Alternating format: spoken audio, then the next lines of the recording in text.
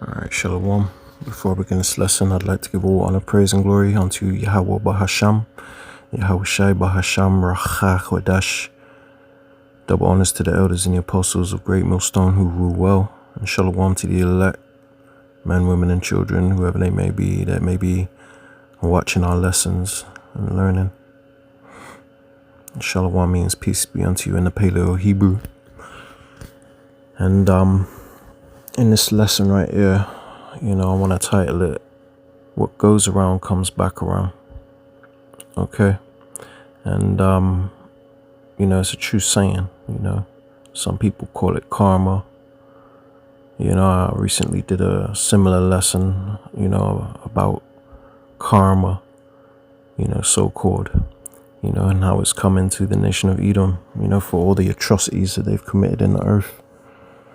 And, this is kind of a follow-up from the last lesson I did, but I just realized it got taken down.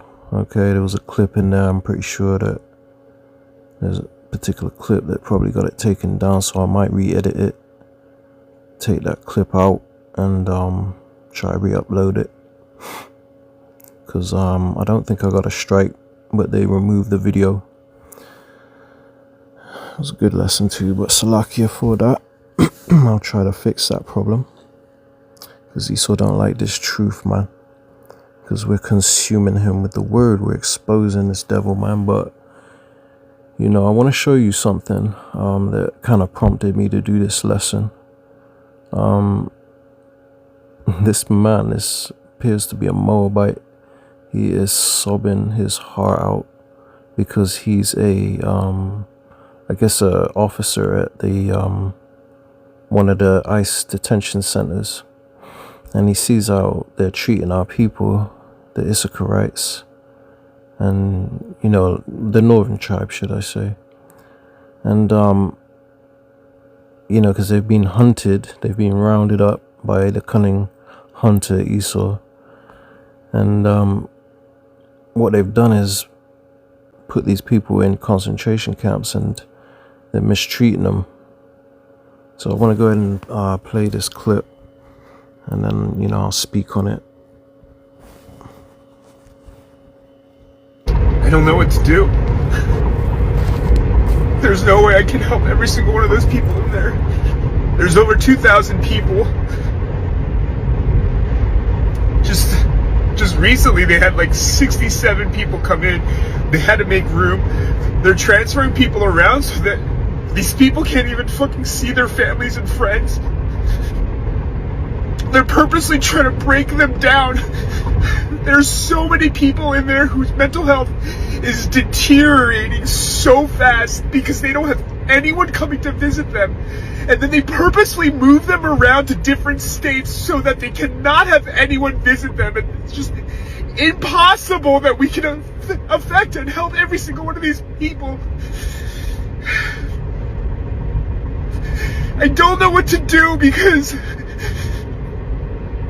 every second I'm there, all I want to do is just fucking dismantle that building. It makes me so fucking mad being there.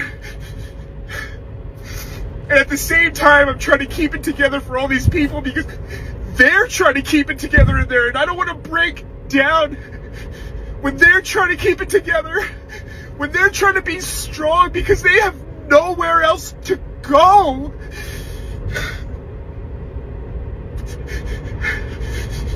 One people, 3 people, 10 people, it's not enough. We need more people. And I get it, it's 2 hours away, it's a lot of time. Meeting with them takes an hour. They purposely waste your time. I got there by 8 o'clock, hoping to get there in at 8 o'clock. I didn't even get in until almost 9:30. They waste your time on purpose to demoralize you from coming.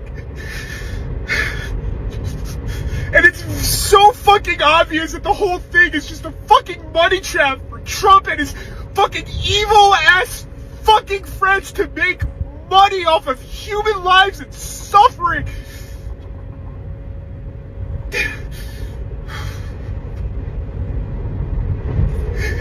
And the majority of people in there didn't do a single wrong.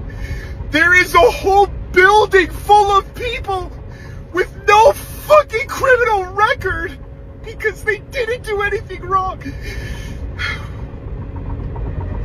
I need help.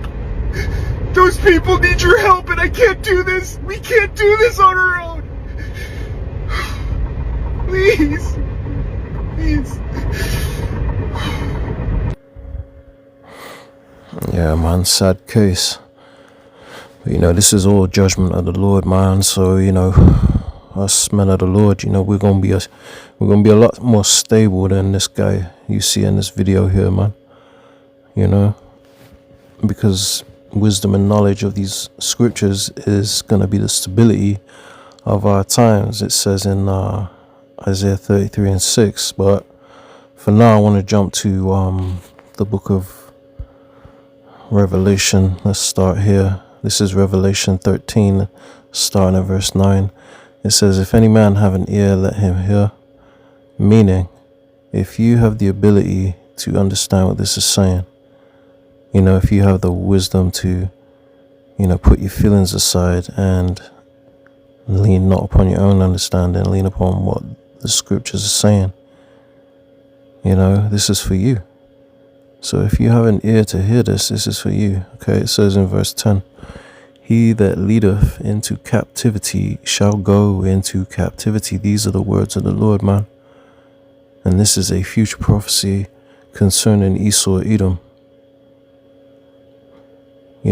They led the Israelites, the Lord's chosen people, the apple of his eye. They led them into captivity, as well as many other heathen nations. Okay, which, the heathen that had us in possession, they're going into captivity, because they led us into captivity. But the number one person on the list is Esau, Edom. Okay, so this is their future. So it says, "He that leadeth into captivity shall go into captivity. He that killeth with the sword must be killed with the sword." And Esau was blessed with the sword.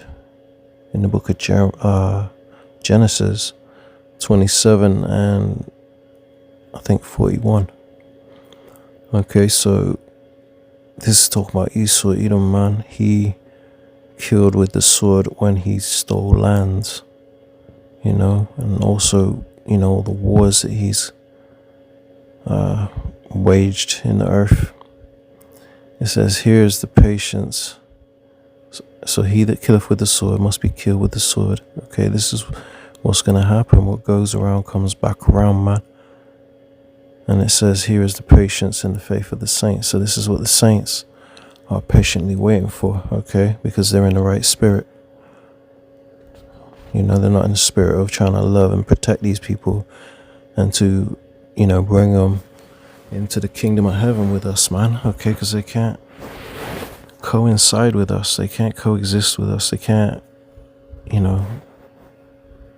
can't live side by side with us in harmony, man. It's just not in them. So I got another clip I want to play, right? And I came across this one today, which I have found to be a good addition to this lesson. But check this out.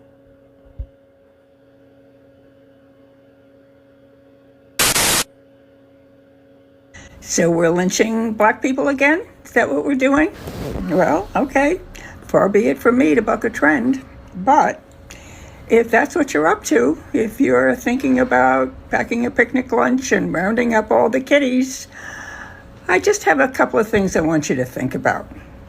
Because we've been at this for quite a while now. So what started way back in the 1600s when we went across the ocean, went to Africa, rounded up a couple of people, put them on a ship, gave them a free cruise across the ocean. And when we unloaded the ship in the harbor, I think the legal term was kidnap. And then we took them down to the south and gave them a tour of the city square, put them on blocks, offered them for sale. I like how she says all this with a blasé look on her face, as if it's no big deal. Kind of smiling and smirking as she's explaining it. See, these Edomites, man, you know, they it's like they want to feel sorry for us, but deep down, it's not genuine. You just don't feel genuine from a lot of them anyway. Anyway, let me go ahead and continue playing. I think the legal term was slavery. And that things went on like that for a couple of 100 years. And then some people said, I'm not sure that's really legal. So then we let them all go. And the legal term was Emancipation Proclamation. And things were okay for about 20 years. And then somebody got the bright idea.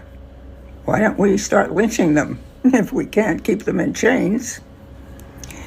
And that went on until, I guess I was a little girl, and I'm 87 now, because I don't remember lynching being a thing until just recently.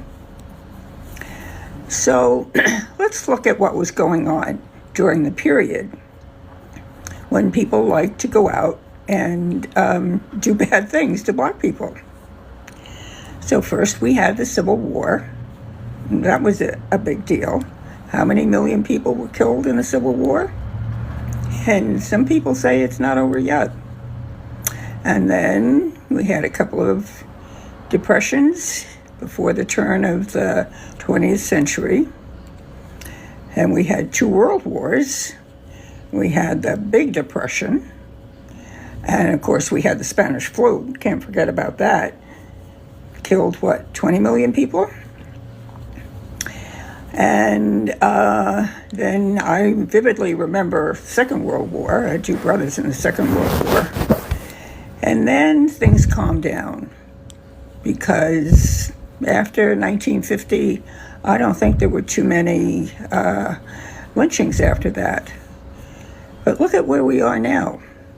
All of a sudden, we have a war in Iran that doesn't seem to be going our way. No end in sight. Gas prices all over the place. Tariffs. Everybody hates Americans. Everybody hates America. Things are really a mess. And all of a sudden, we have lynchings again. Is that a coincidence? I don't happen to be of the persuasion to believe in coincidences. But I'm not saying that black people are putting a curse on us or are enacting some sort of retribution, although I'm not sure they don't have a right to. But one thing I do believe in is karma. And I have a picture in my mind of Lady Karma standing somewhere in the cosmos looking down on us with her hands on her hips. And she's saying, look, enough is enough. Haven't you done enough damage to those people? What more do you want? I've tried to give you every hint that I don't like it. And I'm the one in charge here. Let's go to it, man, because she just brought a precept to mind. This is 2 Maccabees 7 and 31, straight to the point. It says, and thou that has been the author of all mischief against the Hebrews shall not escape the hands of the Most High. So, all the things that these people have done, man, it's definitely going to come back round to them. And we're not here to try and persuade them because they don't believe it, because the Bible tells you how these people are full of pride and they think that, their houses are going to continue forever, and they think that no one is going to bring them down to the ground, So what this is saying is that the Lord is, the ones that have been a thorn in our side for as long as we've known, they're not going to escape, the hands of the Most High. They've been the author of all mischief against the Hebrews, man. These Edomites, okay?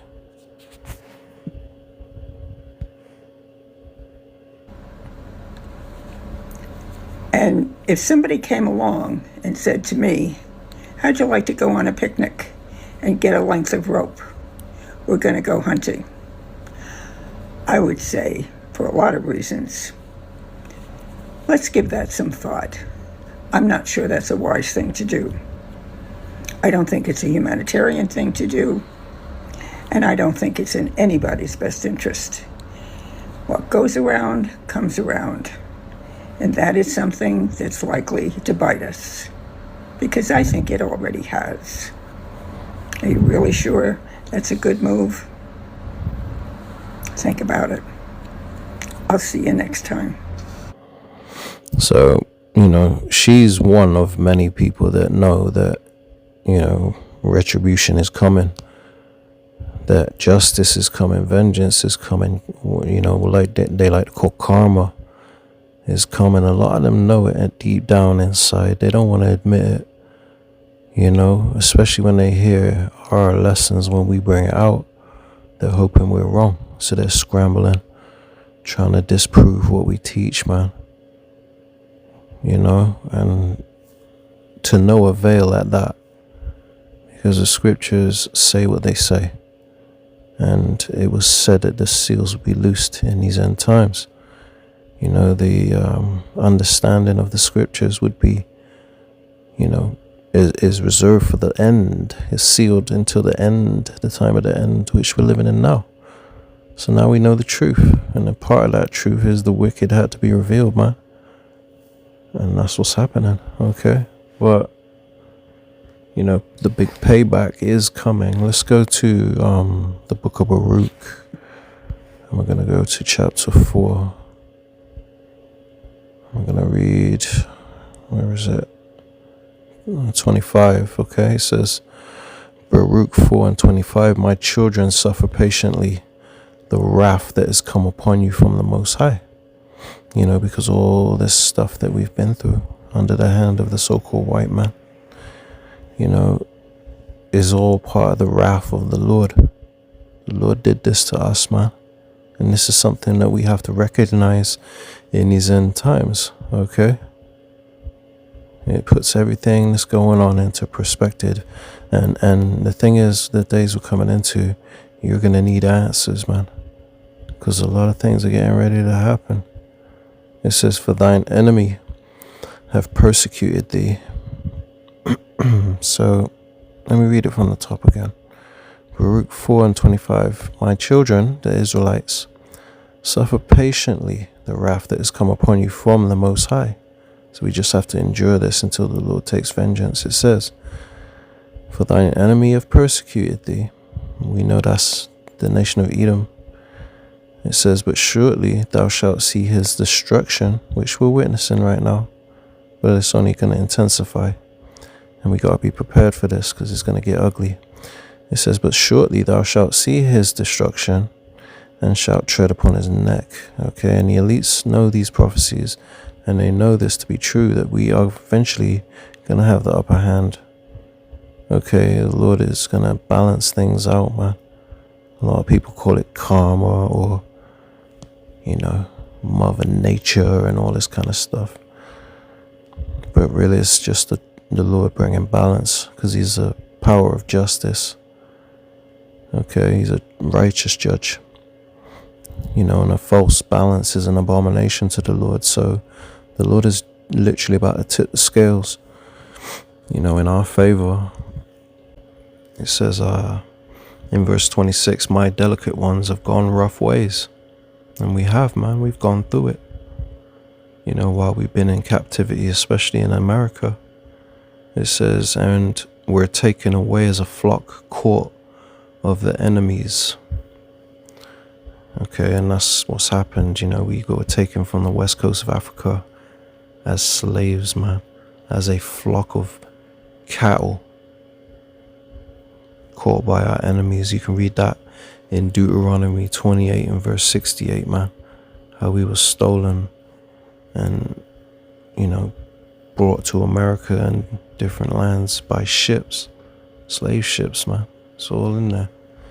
So it says in verse 27, Baruch 4:27, be of good comfort, O my children, and cry unto the Most High. Okay, in the form of these lessons, in the form of prayer, fasting, rehabilitating your mind through these scriptures. That's a form of you crying to the Lord. It says, be of good comfort, O my children, and cry unto the Most High. It says, for ye shall be remembered of him that brought these things upon you. Okay, so the Lord will have mercy on you if you humble yourself in his sight. Verse 28, for as it was your mind to go astray from the Most High, so being returned, seek him 10 times more. So we gotta go hard in these last minutes of Esau's, so-called kingdom. Verse 29, it says, for he that have brought these plagues upon you shall bring you everlasting joy with your salvation. So, these people that are packed up in this ICE facility, Esau, this is part of leading us into captivity. He's gonna go into captivity for doing this thing to our people, man, because this was all planned. The Biden administration was working hand in hand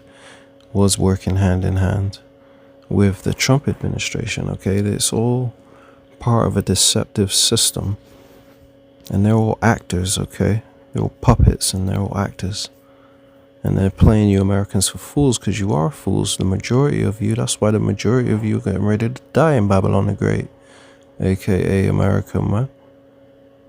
You can't come with us, Lord willing we be them men, but you can't come with us to the kingdom with your head, your ideologies, your filth. I just gotta stay here and cook. Okay, we'll see you on the other side if you're an Israelite. But anyway, let me continue reading. Where am I?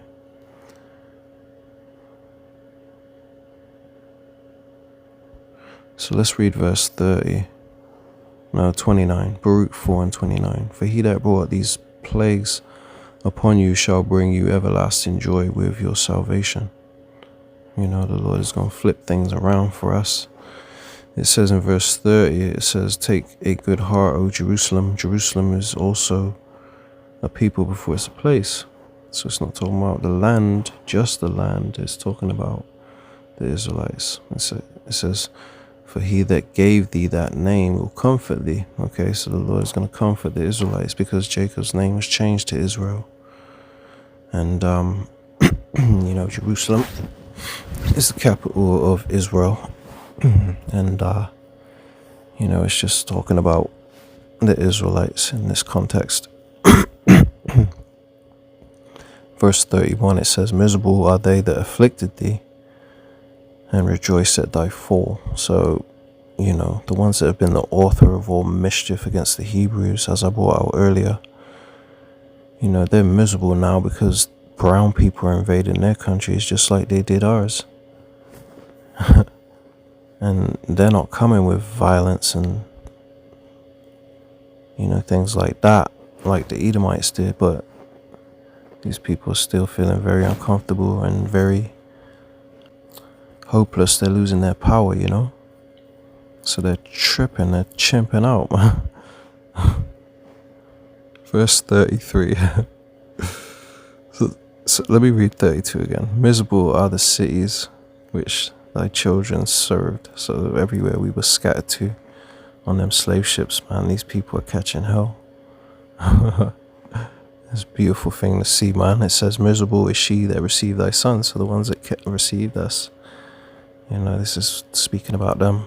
Verse 33, it says, for as she rejoiced at thy ruin and was glad at thy fall, so shall she be grieved for her own desolation.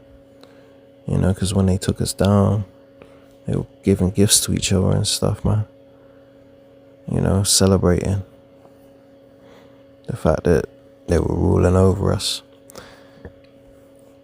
So it says in verse 34, for I will take away the rejoicing of her great multitude, and her pride shall be turned into mourning.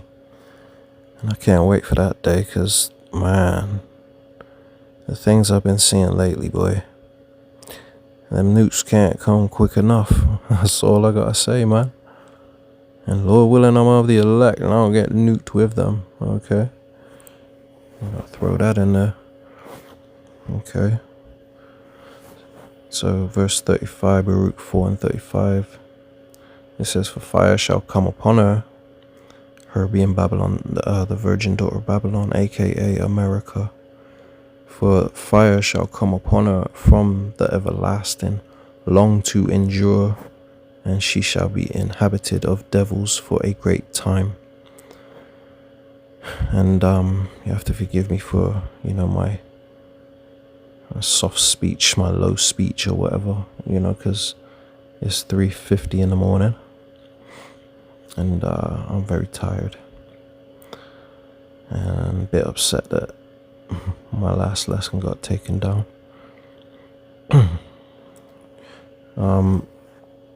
Yeah, so the Lord gonna nuke America, man. Because America's unfixable. And if you can't see it, you need to come out of your feelings, your emotions. Because the nukes hitting America is judgment for everyone that, has been oppressing us. Okay. So let's turn to it in the book of Zechariah.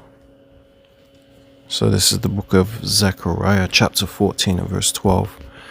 And this shall be the plague wherewith the Most High, Yahweh Ba'ashem Yahushai, will smite all the people that have fought against Jerusalem. And like I said, Jerusalem is a people before it's a place. So all you racist devils, all you heathen that stick your nose up at us, man, you're proud as hell. The Lord gonna reduce your pride to nothing, man. He's gonna humble the hell out of you first. And then for the cherry on top, you're gonna get that fire from the everlasting, as we just read. So let's read this again, Zechariah 14 and 12. And this shall be the plague, the final plague, the cherry on top, wherewith Yahweh Ba'ashem Yahushai will smite all the people that have fought against Jerusalem, the Israelites, these so-called blacks, Latinos, and Native Americans. Their flesh shall consume away while they stand upon their feet, just like you see in that clip from the Terminator, the first one. Sarah Connor's clutching that fence and just her flesh is being consumed. Their flesh shall consume away while they stand upon their feet. What else is going to do that, I wonder? The very thing we've been warning you about, you stiff-necked so-called black Americans and Native Americans and Hispanics. It says, and their eyes shall consume away in their holes, and their tongue shall consume away in their mouth. So you can picture that, man. You're obviously going to be screaming and melting at the same time. You're going to watch your children melting in your arms. Sounds gruesome, but, someone's got to tell you the truth. Someone's got to play this role. It's for your own good, man. This is what's coming to those that have fought against Jerusalem, though. And you jakes, you stiff-necked jakes that don't repent, you're going to get caught up in his judgment. So let's turn to the book of Isaiah, chapter 14 and verse 21.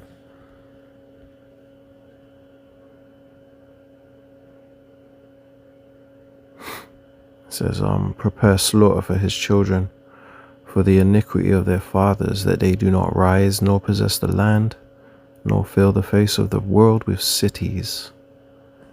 So prepare slaughter. That's what the Lord is doing, man. He's gonna cause a big slaughter to happen in the land of America. Okay, it says prepare slaughter for his children, the children of the Edomites who are here today. Why? For the iniquity of their fathers. Everything they've done is coming back around upon them. It says that they do not rise nor possess the land, nor fill the face of the world with cities, meaning they're going to be cast out of their rulership, cast out of heaven, their heaven. Okay, and then we're going to experience the kingdom of heaven. So, the Lord ain't down with your cities, disgusting, destructive concrete jungles, man. He's going to throw them down. It says in verse 22, Isaiah 14 and 22, "For I will rise up against them, saith Yahweh Ba'ashem Yahushai of hosts, of armies, and cut off from Babylon, America, the name and remnant, and son and nephew, saith Yahweh Ba'ashem Yahushai." So the Lord is going to cut off your whole posterity, your whole lineage is getting cut off, okay? Because you're not getting away with everything that you've been doing to us. You're not going to escape your judgment, man. The Lord said he will not at all acquit the wicked, meaning you're not getting off the hook. The Lord is the righteous judge, and you should have feared him, but you never did.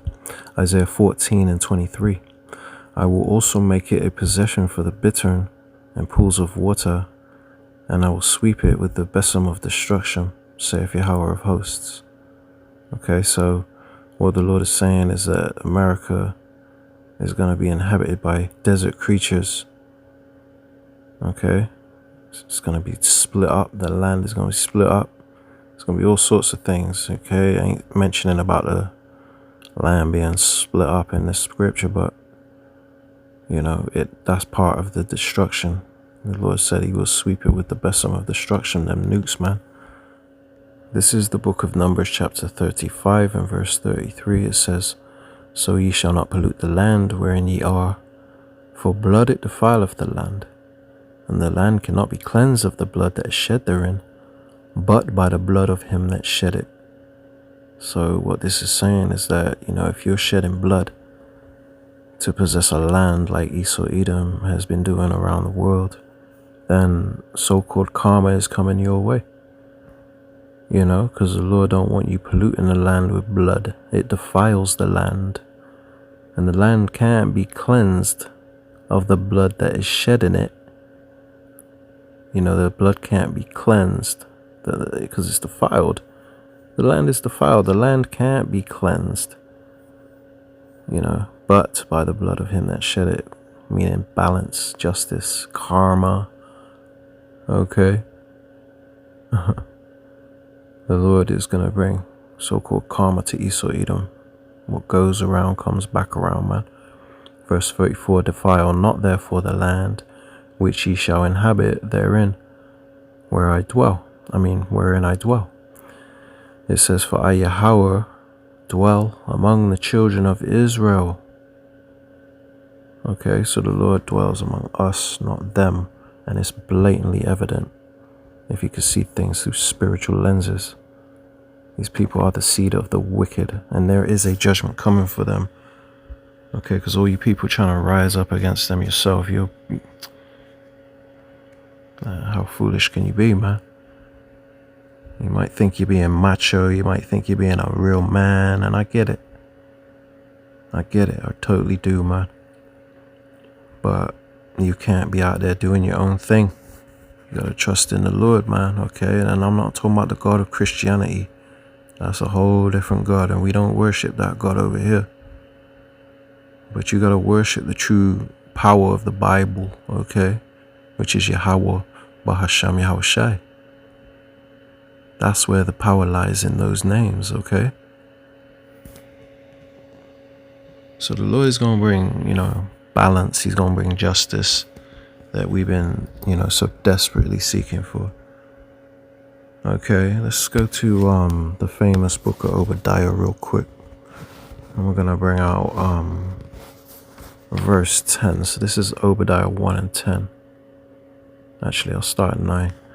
It says, "And thy mighty men, O Teman, shall be dismayed to the end that every one of the house of Esau, of the mount of Esau, shall be cut off by slaughter." See? Prepare slaughter for his children, man, for the iniquity of their fathers. Read the whole book of Obadiah, man. It's all about the Edomite.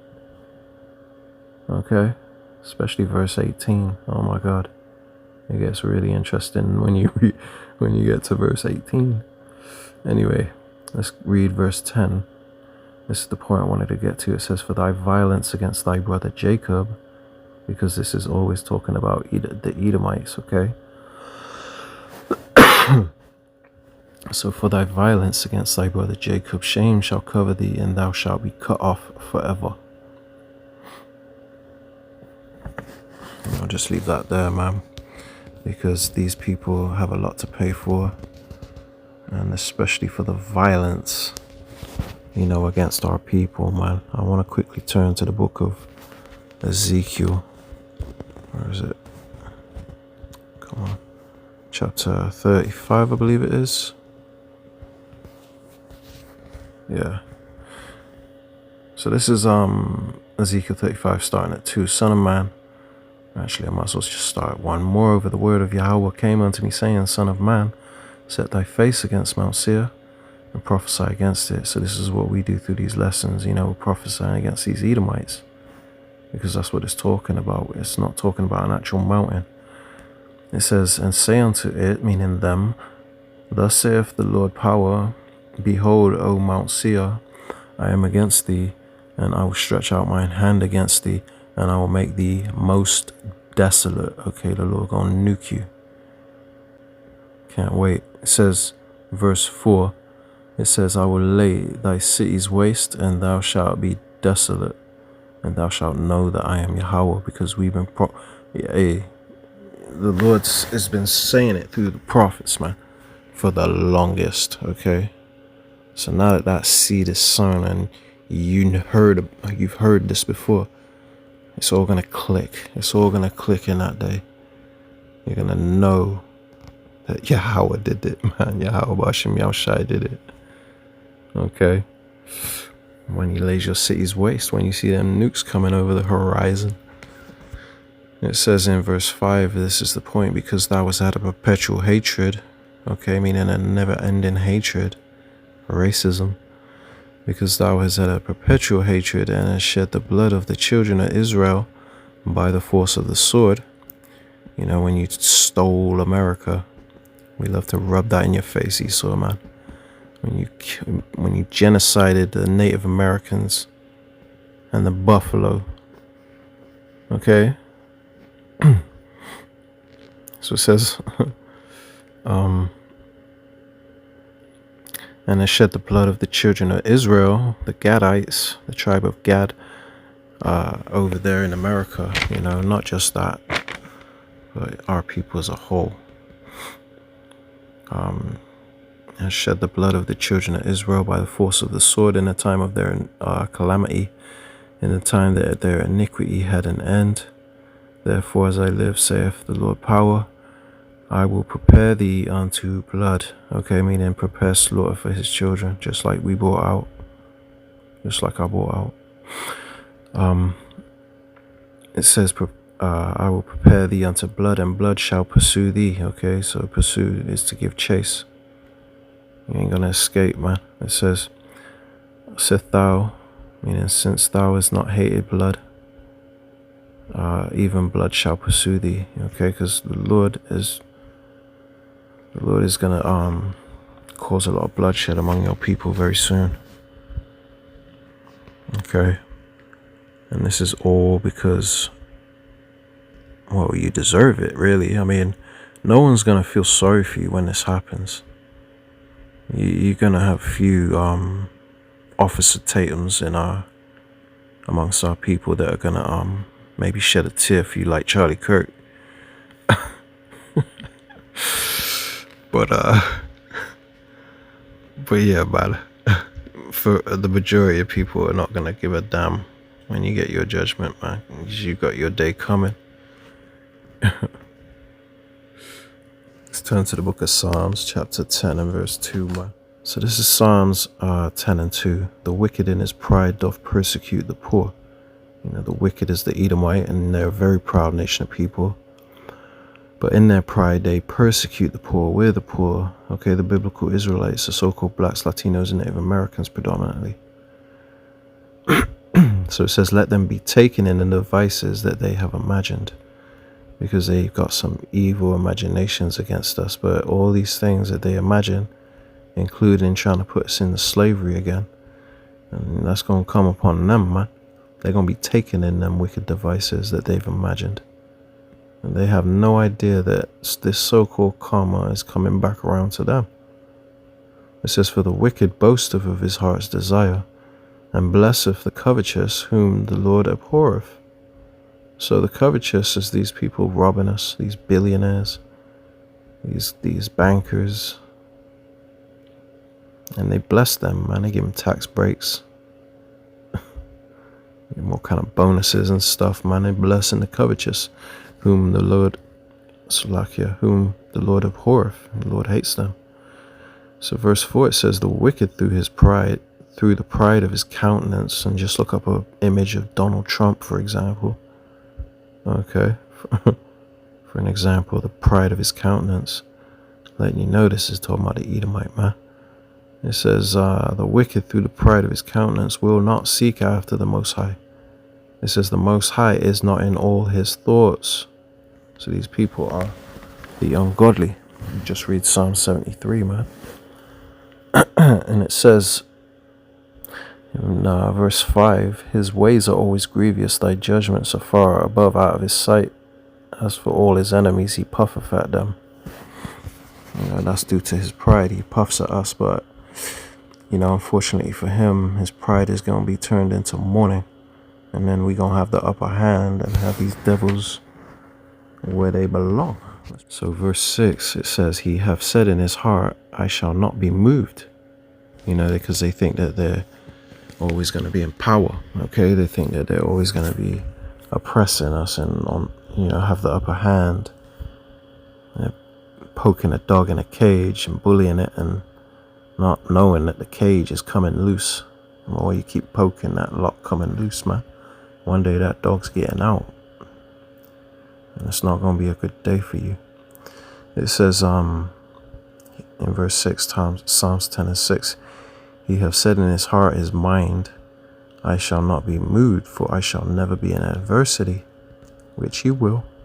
Just wait for it, man. It says in verse 7, his mouth is full of cursing and deceit and fraud. Under his tongue is mischief and vanity. And that don't really need breaking down, because these people, that's them to a T. Deception, fraud, corruption, mischief, and their ways of vanity. It says in verse 8, it says, he sitteth in the lurking places of the villages, in the secret places doth he murder the innocent. His eyes are privily set against the poor, and we're the poor, need I remind you. So this is what they do with their police, their slave patrol, modern day slave patrol. They sit in the corner, in the hood or whatever, and then they'll just pounce out on you like a damn lion, man. It says in verse 9, he lieth in wait secretly as a lion in his den.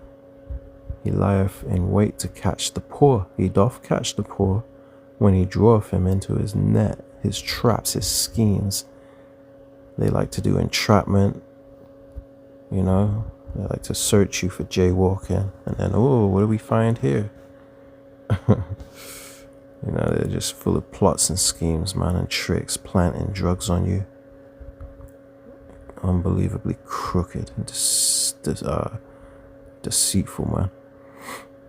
So it says, he lieth in wait secretly as a lion. No, let's read it. So verse 10, it says, he croucheth and humbleth himself, that the poor may fall by his strong ones.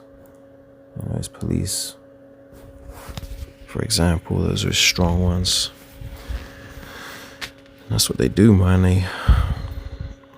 They'll call the police on you, so that knowing that Jay gonna get either shot or locked up. Here, verse 11. Salakia, he hath said in his heart, his mind, the Most High hath forgotten. He hideth his face, he will never see it. Okay, so this is what they think. They think that the Lord has forgotten about us, and that they're always going to get away with the things that they do. So it says, arise, O Yahweh, O power, lift up thine hand, which is Yahweh Shai. It says, forget not the humble, meaning the ones that have repented, the elect. It says, wherefore doth the wicked condemn the Most High? He hath said in his heart, thou wilt not require it. Thou hast seen it, for thou beholdest mischief and spite to requite it with thine hand. The poor committeth himself unto thee. Thou art the helper of the fatherless. Let's go to the NIV real quickly. Psalms 10 and 13. So this is Psalms chapter 10 and 13 in the NIV. Why do the wicked get away with despising the Most High? They think the Most High will never call us to account. So this is what it's basically saying. They think that, they're not going to be punished for what they've done. So verse 14, it says, but you see the trouble and grief they cause. You take note of it and punish them. The helpless put their trust in you. You defend the orphans. See, that breaks it down beautifully, man. Okay, because this is what the Lord is going to do. He's going to defend us. We're the orphans. Okay, we're the fatherless. The Lord constantly talks about the fatherless, referring to the Israelites. So I got one more clip I actually want to play before I close this lesson out. Going into even further into the fact that, these people are going to get what's coming to them, man. And I came across this earlier today also. Check this out.